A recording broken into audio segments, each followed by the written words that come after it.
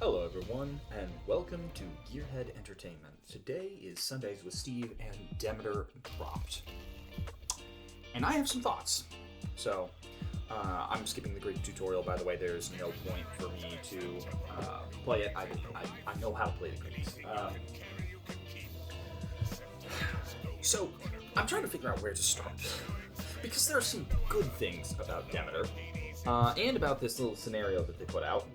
And then there are some really bad things. Actually, I'll start with the scenario. So the point of the scenario is that Hades is trying to take a relic from Demeter, which already doesn't make sense because Hades is actually relatively laid back as far as Greek gods go, and he's not the most fond of his mother-in-law. But this doesn't fit it. Hades wasn't evil in the original Age of Mythology campaign. It was always Poseidon and Zeus, and Hades was just kind of there. All right, and I don't really like that they're painting him as a villain, or that they're kind of painting Camos as kind of a laugh line.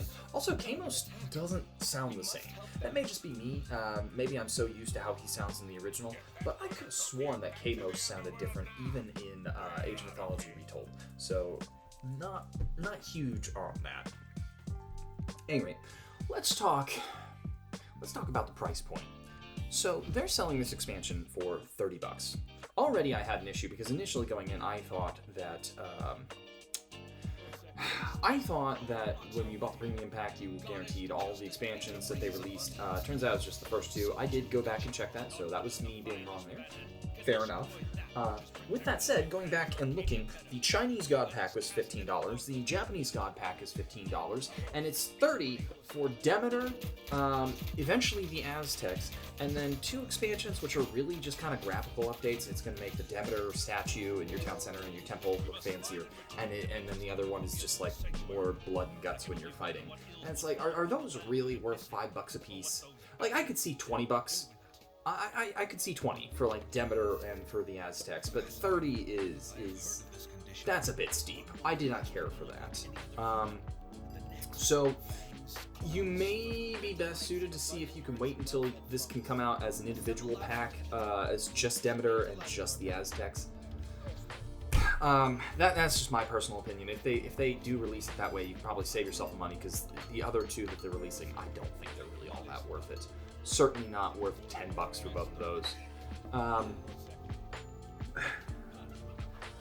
Where next? I guess probably the gods. So I don't remember if I made a prediction on this channel or not. I had originally thought Eris, Persephone, and Hestia. Persephone and Hestia are just kind of shoe-ins. Everybody's going to expect those. Hestia is the last of the 6 children of Kronos, so it just makes sense that it's going to be Hestia, and then Persephone, of course, being Demeter's daughter. It just obviously it's going to be Demeter and Persephone, and obviously, yeah, Demeter's going to have Persephone and Hestia. That's what I mean to say. Pan, my brother was right. It does make sense. He's a nature god. On the other hand, he just seemed like kind of a backbencher for me, somebody that wasn't really all that important. And if you were going to pick other Greek gods, personally, I would have preferred Eris, but Pan's fine. So as far as their selection of gods is concerned, 5-star, no real problem there. I might have had different preferences, but I'm not going to fault them for their choices. They make sense. That part, no complaints. Then we start getting into the things that the gods give you. Myth units. Let's talk about the myth units. So right now I'm harvesting my cattle with the Lycones, which are a villager myth unit, and they essentially they are slightly better at gathering.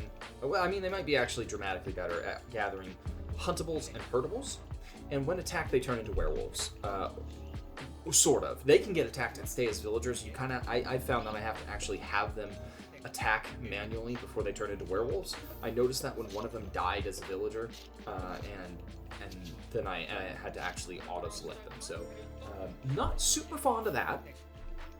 I'm also not super fond of the fact that you have a total villager count. It varies depending on the game mode that you're playing. But for this game mode, and for most of them, it's somewhere between 50 and 100. And that sounds like a lot, and it is, but the problem is that these Lycoans take up 3 of those. potential 100, which means two things. One, it means that I cannot make an army out of Lycoa. At most, I will get 33. And I did play around a bit. It does look like if you build a town center or a villager center with the right upgrade from Pan, it will spawn 2 regardless of your unit cap. So I'll go Hestia here. I normally like Aphrodite. I'll get to that in a minute. So I guess if you get the right upgrades, I think it's like Pan's, something like Pan's Pioneers or something like that. If you get that, you can slowly build up more, but you have to build a town center, and you only get 2 per town center and 1 per villager center. So it's kind of pointless there. Like I can't build an army out of it. I can't build a strong economy out of it. So it's not really worth it. You know, the Atlanteans take up 2 command points and 2 villager points for their units, and you know that's kind of steep. But it used to be 3, but they're much better at it. You know, they're better villagers. The Kaufus, the Chinese giant villagers, I think they take up 3, but they're better at it. They are better at what they do. The Lycoan are only slightly better. They're very good at like one niche thing, but at everything else, they're no different than another villager. So I guess, you know, if you want them, oh, well, we'll use them as sort of a defensive unit, so if we get attacked, there's a werewolf. But again, I found I have to actually have them attack manually. And secondly, you can't even have that many of them. So you might as well just keep your army near your base like you do with literally every other faction. I don't know. It's pointless. They're not even like super strong as a myth unit. They're all right, but for a classical age myth unit, I'd put them on par from what little I've played. I'd put them on par with maybe like a Minotaur or a Cyclops. So they're strong, but are they really are they that worth it? I don't think so. I think that's a miss. And so not a fan of that, but that's Pan's myth unit. Pan's God Power, you get Arcadian Meadow. So I found that's actually better as an offensive ability than a defensive ability, because the Arcadian Meadow prevents people from within from attacking. So if they're right on top of you, you can protect one small zone, or you can get Ceasefire with another god, but that's neither here nor there. But you can protect one small zone, but usually what will happen is you protect that zone and they'll attack with archers from outside the zone, so it doesn't really seem to help that much. Let's see, the next god and god power that we talk about is Hestia, so you get a choice. I should say classical age, you get a choice between Pan and Ares. That makes sense. Pan seems like more of a defense-oriented god. I wasn't sure who they would pick for the classical age, but since Pan is more defense-oriented, Hades makes sense as more of an offense-oriented. Heroic age, we're looking at Hestia and Aphrodite, and both of those make sense. Aphrodite is a lot more resource-oriented, and I tend to, when I've been playing with skirmishes for Hestia, so we'll use this here. In theory, they shouldn't be able... Oh, there's a gap. That's bad. Okay, well, one thing at a time.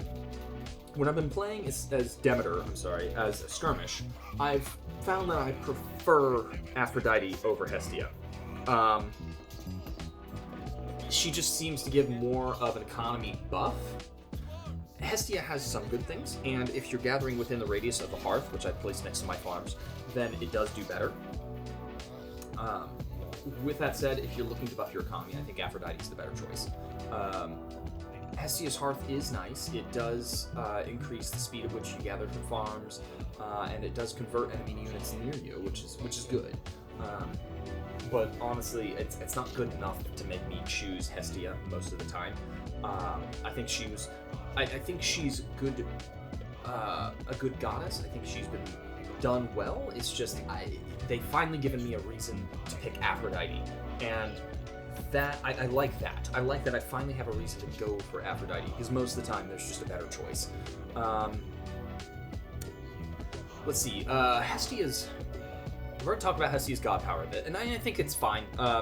It doesn't seem to be too broken. It's not great. It's not terrible. It's good for heroic age god power.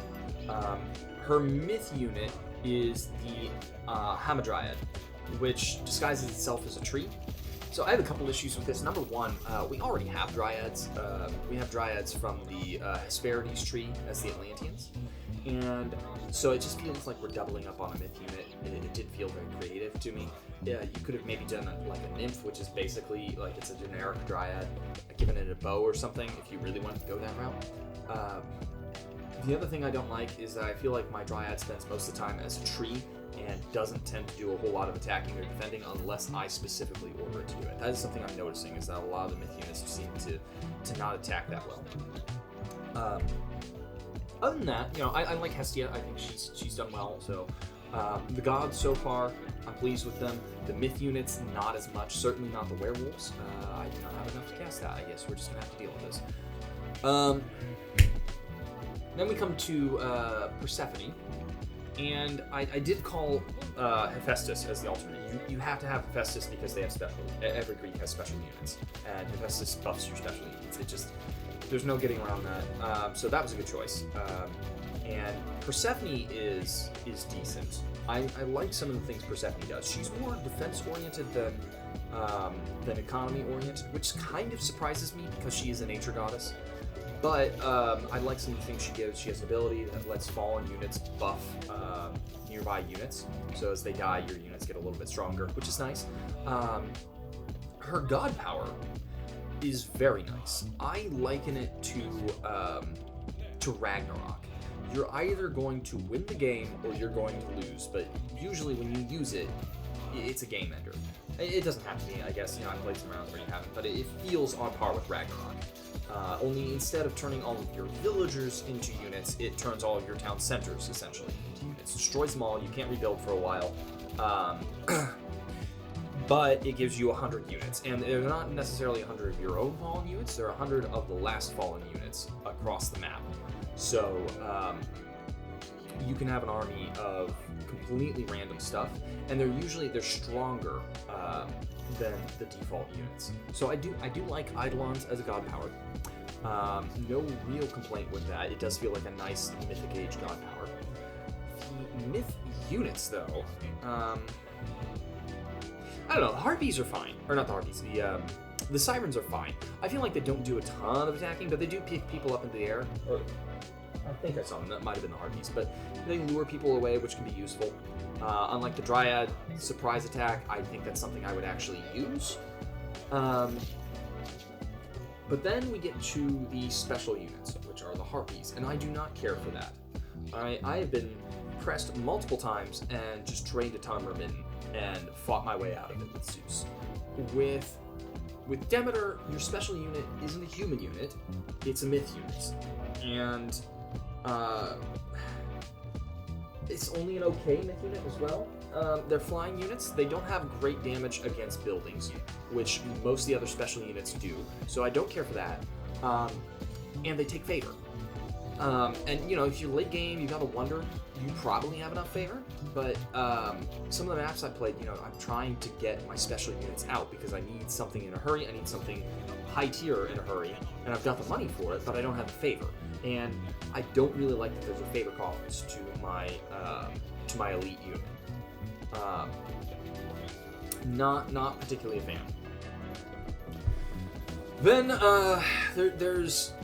there's the other major thing with Demeter that we need to talk about, which are the heroes. And I don't know. I probably have to give them like an F. Because if I'm thinking about it, I think I'd give them like a 5 out of 10, and that's an F. That's a failing grade.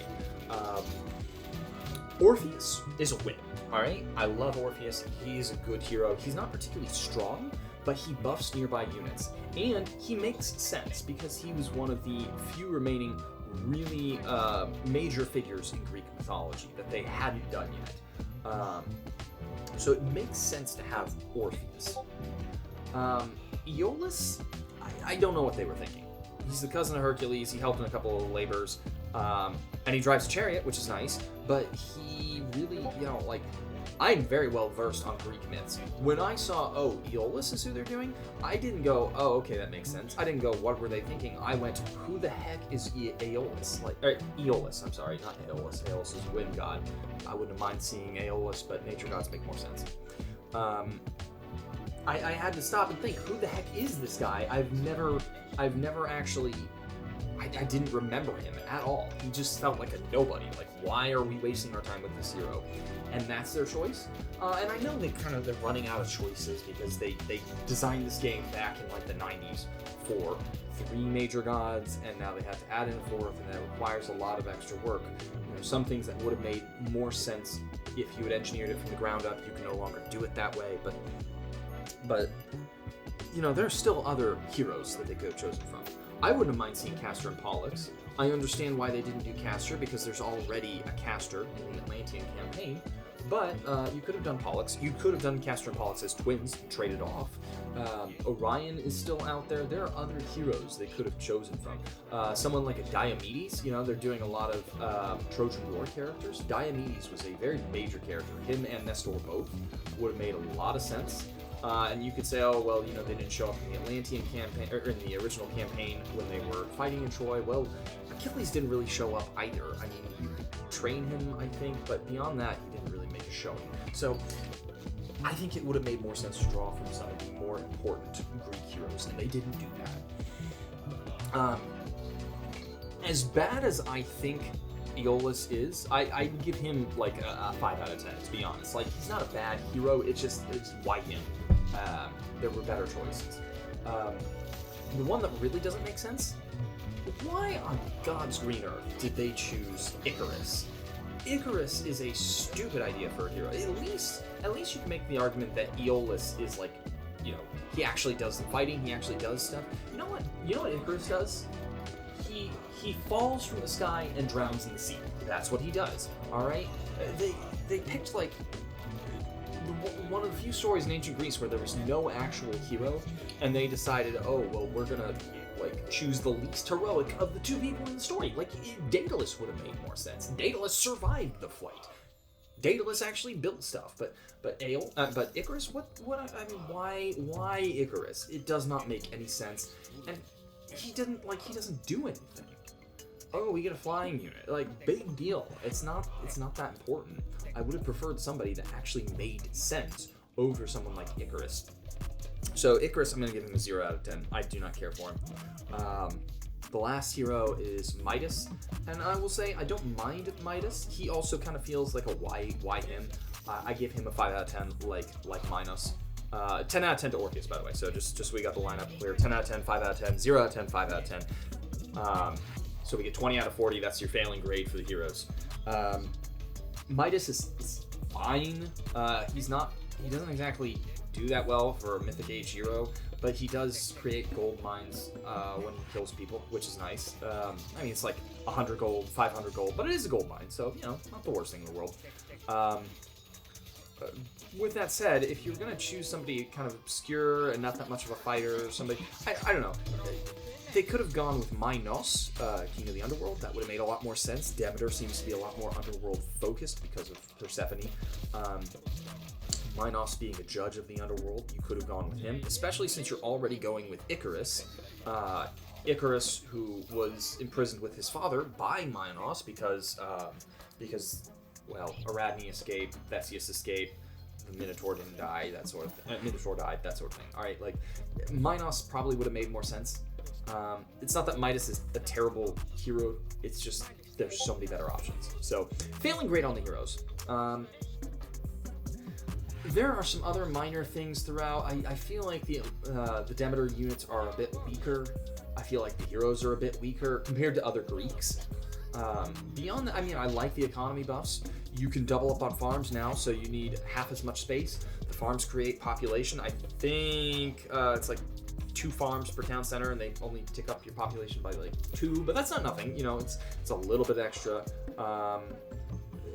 Herdables spawn with each age up. Herdables increase favor generated from the temple.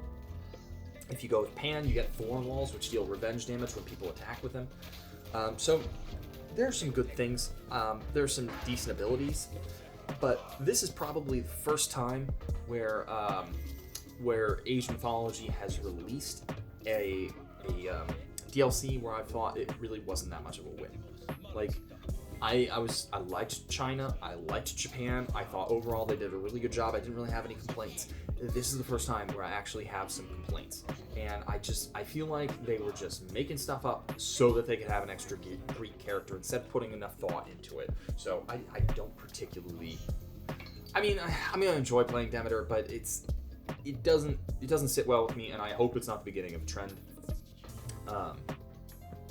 Yeah. I don't know. Like I said, I'll continue to play it. I should say too. I think when I first started playing this campaign, I said that Ubisoft owned Age of Mythology. They do not. They owned the original, but this is Xbox. So this is not a Ubisoft fail. This is an Xbox fail. To be fair, they both kind of suck. So, you know, it's easy to mix up whose screw up is whose. But this one, Xbox, this is not a win. You could have. This is okay. It's not totally falling on your face, but you know everything else with this game has been great, and this is the first time where I'm starting to think maybe that Xbox shine is starting to show, and I don't care for that. So those are my thoughts on Demeter. We'll play some more of it. I mean, I'm gonna finish the level. I'll showcase Eidolons at some point. I think you have to get to the end of the level because right now it's showing that's unavailable. Oh yeah, I mentioned it. I should talk about this level. So it makes sense to have Chiron in the underworld with Orpheus. When I heard that was the mission, I was excited. I did not care for making Hades the outright villain. Like, I understand you need an antagonist for the level, and Hades kind of makes sense, but they're playing him up to be a lot more evil than he actually is, both in Greek mythology and in the campaign in general, so not a fan of that.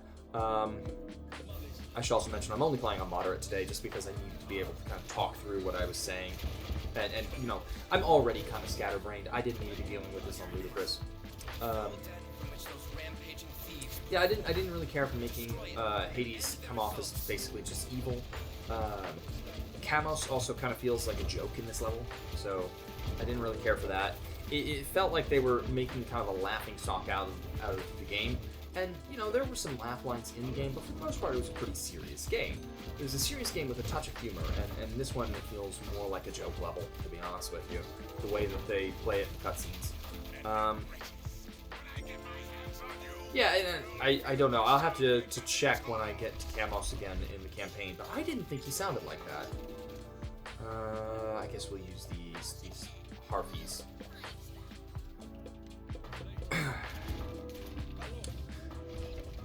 Yeah, I would prefer the siege unit, like an infantry siege unit for the special unit, because or something that's actually dedicated anti-cavalry. Because, you know, you have an infantry unit, you have an archery unit, you have a cavalry unit, but the infantry unit isn't really anti-cavalry, so, you know, they could have done something anti-cavalry. They could have done, like, heavy hoplites. I would have gone for that. Spartan hoplites. My brother thought that might have been fun. I'm not huge on the harpies. They're okay for what they are. Like they're not bad. They don't really fit with the trend of normal special units. They cost favor, and they're not great against building. Like, I mean, look at that. There's a few of them trying to take down. It's a storehouse. They don't have a ton of hit points. You know, an equal number of hoplites could have destroyed that in half a second. You know, and these elite units are struggling to take down a storehouse. That's just, it doesn't. I don't like it. You know. Let's take these villagers. Put them on the temple, more favor. Actually, build this. Yeah. I've been playing through this level. There's not a lot to it from what I can tell. You're going to get hit hard from both sides. Then when you destroy both sides, I presume you're going to have to go north on the map to take the cornucopia back. That seems like that's about it.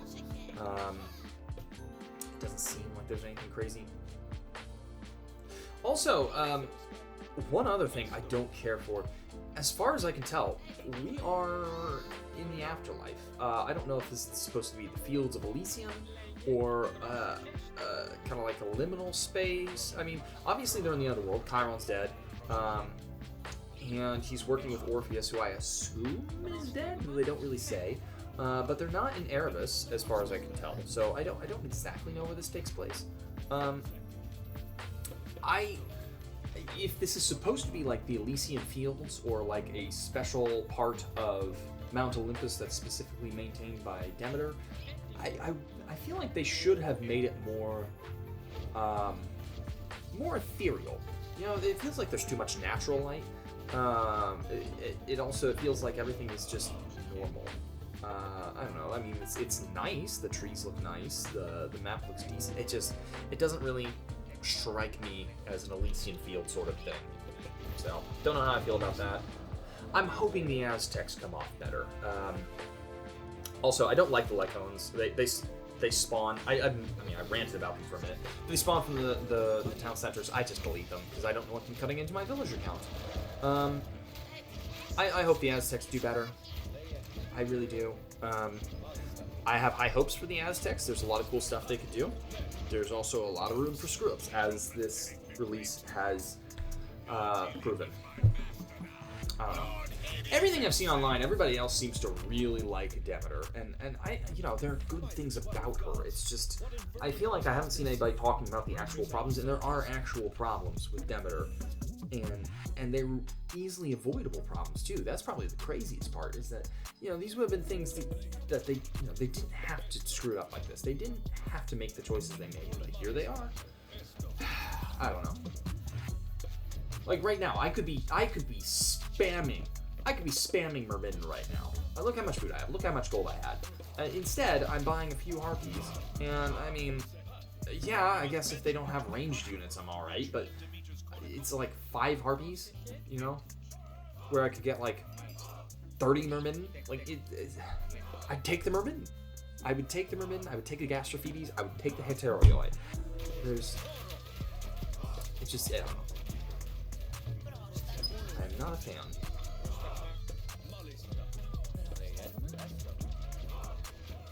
You might be hearing my dog in the background.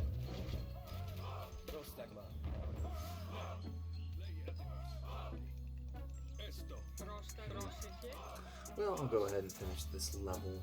I mean, I've basically ranted about everything I can with this release. It's just... I don't know, maybe people will think I'm just the one negative Nancy here, and I'm just being critical for no reason, but I mean, I feel like my critique's been pretty fair here.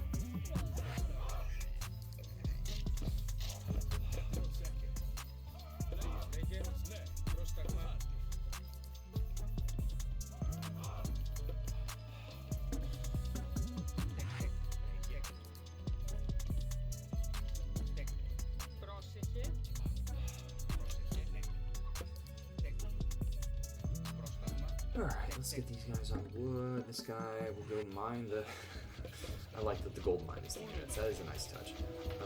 Orpheus does sing, so that's nice. Well, he hums. You'll catch him humming the Age of Mythology theme every now and then. So that's kind of nice. Let's go ahead and build out. I've got enough. I'm probably going to try and build the Wonder. I need more favor. If I'm going to be spamming harpies, I need more favor. Let's see here.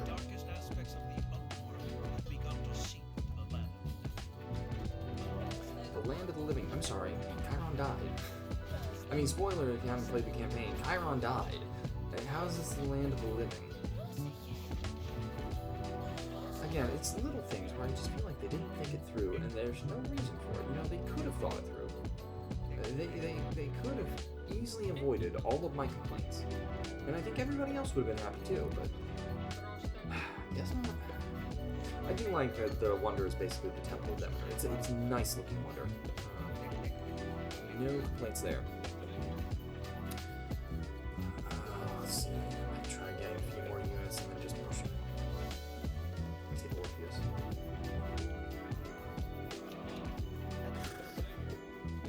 I don't know.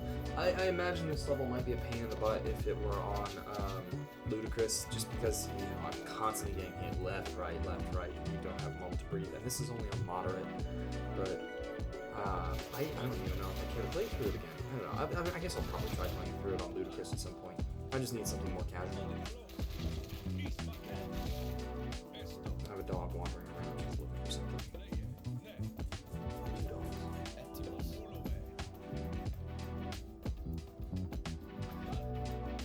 Oh, yeah. Alright, well, let's go ahead and push. There's probably not too much loot here. If there is, we'll just train a new army. Let us not linger here. Find what we seek. Get out. Don't look back.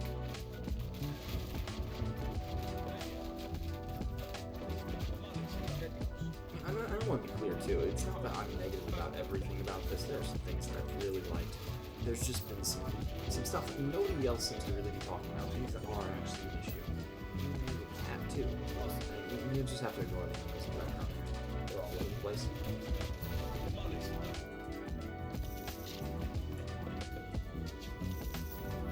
Bless.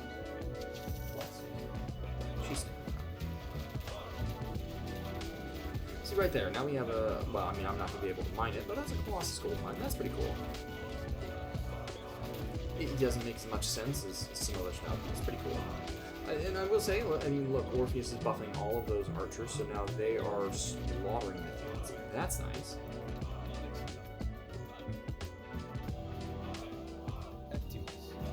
Let's see, we got that cornucopia. Let's rush it back. Hopefully nothing too crazy happens in the next 5 minutes. Couch. Ooh, well that's unfortunate. Okay, but we have Eidolon, so let's use Eidolon. See, look, that is a lot of units. This level, I don't care if villages get caught up in this army. We're just gonna go ham. See, that's a scenario where I could see myself using Eidolon a lot. Like, if you're getting really pressed and your base is about to go, yeah, I mean, there's no harm to it. You drop Eidolon, yeah, you're down at town center. You were going to be down at town center anyways. Now you've got an army. So I like that. It also means that you're probably spamming it. There's a cooldown before you can build town centers again, but you know, it's not a bad ability. Let's see. And the units, the Eidolon units, they're tougher than normal units, so you know, that much is good too. Oh, that Titan's dropping fast.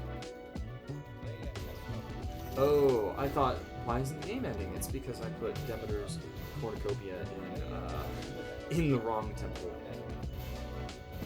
You just you pick up everything that's not her cornucopia, put it back in there. And I'll hold on to this in case I want to look at some other things. The Titan's down. I might wait for the one to rebuild. I might not. Yeah, I mean, if you've already gotten the Demeter expansion pack, let me know in the comments. Do you agree with me? Do you disagree? I don't know. Some of the things that they did really kind of left a sour taste in my mouth, especially as somebody who really prioritizes the economy. The Lycoans in particular really. It kind of stuck my craw a bit. Not the only thing, obviously. I've been ranting a lot, but I didn't really care for it. Might as well look around. It says there's a village that I haven't rescued yet.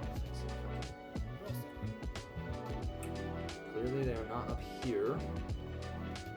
Let's have Icarus get this. You know they only put that relic up in their corner because they're like, oh, well, only Icarus can get it, so we have reason for a flying hero now. It's like, no, you just wanted a flying hero and you used something like that to try and justify it. Oh, okay, we got the sirens, we got some villagers. Might as well have them start building that. Oop, army inbound. Okay, I should probably get a hero and drop off that relic. Can I use... Ooh, shoot, I should have placed it closer to the temple. I should have placed it on the temple. That's alright, I think I've got enough units. I'm just gonna have Chiron or one hero drop off the relic. There we go. Yeah, no, let me know if you disagree. I felt like there were some real misses here, and I hope I'm not the only one. So, go ahead, leave a comment, let me know what you think, like, subscribe, and hopefully I'll be back next week with my normal routine. Next we've got the first levels in Egypt. First one's not too bad. Second one is going to be rough. So we'll go with that when we get to it. See, that's what I'm talking about. This feels like a joke. Yeah, Minotaurs is unnatural, and you're like, oh, but you're a Minotaur, and that's their whole joke. And I didn't want to be a joke here. I wanted something serious. Anyway, I will see you guys next time. Like I said, like, subscribe, and tune in next Sunday.